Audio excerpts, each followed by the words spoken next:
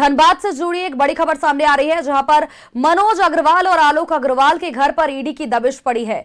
धनसार स्थित घर पर ईडी की दबिश देखने को मिली है। डेको कंपनी के मालिक हैं दोनों ही भाई।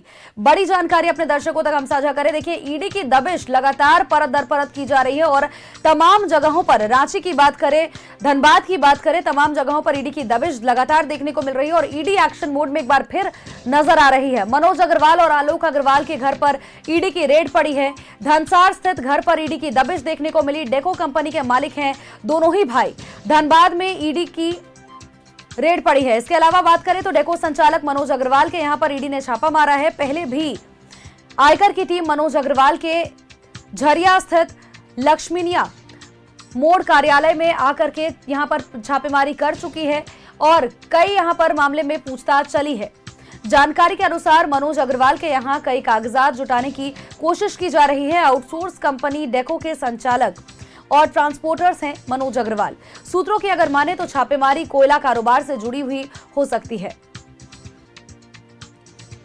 और इसी खबर पर अपडेट्स के साथ सहयोगी अंबर हमारे साथ फोन लाइन पर बने हुए हैं। अंबर का एक बार रुख कर लेते हैं। अंबर, मनोज अग्रवाल और आलोक अग्रवाल के यहां पर ईडी की दबिश पड़ी है। इससे पहले भी अगर हम बात करें तो कोयला कारोबारियों से जितने भी लोगों के तार जुड़ते हुए नजर आए हैं, सभी के घर पर, सभी के ठिकानों पर और कार्यालय में छापेमारी की गई है और ये भी तार कहीं ना कहीं कोयला कारोबार से जुड़े हुए ही बताए जा रहे हैं।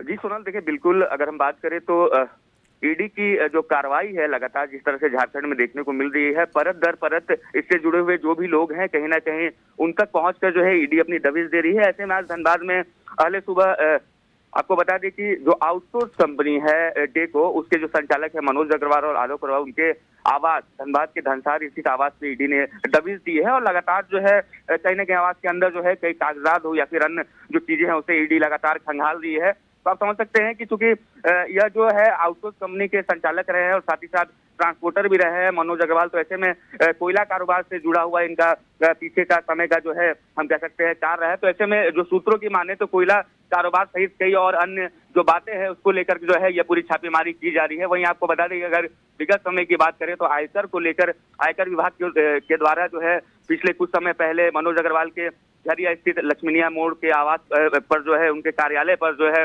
आयकर की टीम ने भी जो इनसे पूछताछ की थी।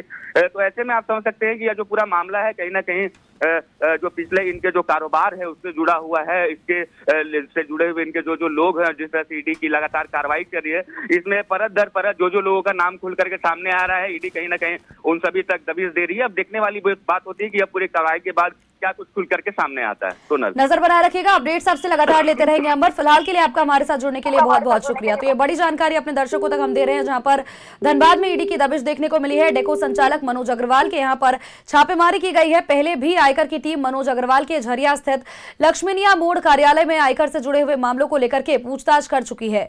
जानकारी के अनुसार मनोज अग्रवाल के यहां पर कई कागजात की तलाश में फिलहाल ईडी जुड़ी हुई है और इसके अलावा बात करें तो आउटसोर्सिंग कंपनी डेको के संचालक और ट्रांसपोर्टर्स मनोज अग्रवाल हैं।